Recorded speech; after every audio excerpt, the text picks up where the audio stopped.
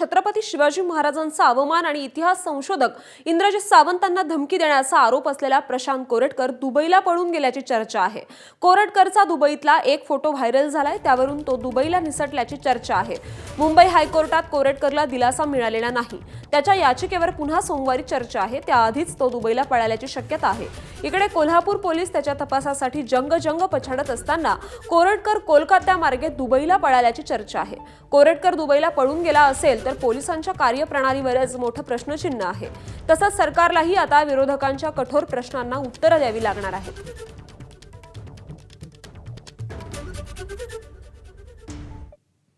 तर प्रशांत कोरटकरचा दुबईतील एक फोटो समोर आल्यानं तो दुबईत पळून गेल्याची शक्यता वर्तवण्यात येते। यावर राष्ट्रवादीचे आमदार अमोल मिटकरी यांनी नागपूर पोलिसांना आरोपीच्या पिंजऱ्यात उभं केलंय। नागपूर पोलिसांनीच प्रशांत कोरटकरला लपवल्याचा गंभीर आरोप आमदार मिटकरी यांनी केलाय।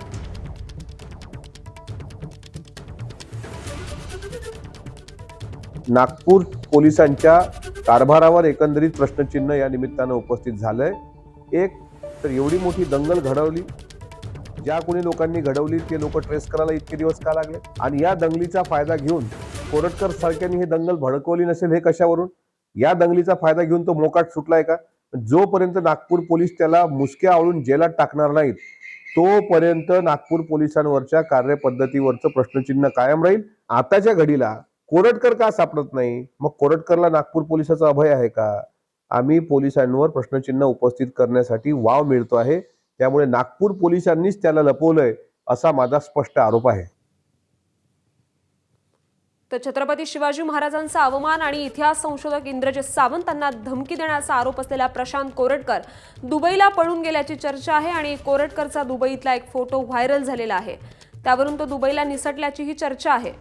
मुंबई हायकोर्टात कोरटकरला दिलासा मिळालेला नाही आणि त्याच्या याचिकेवर पुन्हा सोमवारी चर्चा आहे। त्याआधीच तो दुबईला पळाल्याची शक्यता आहे।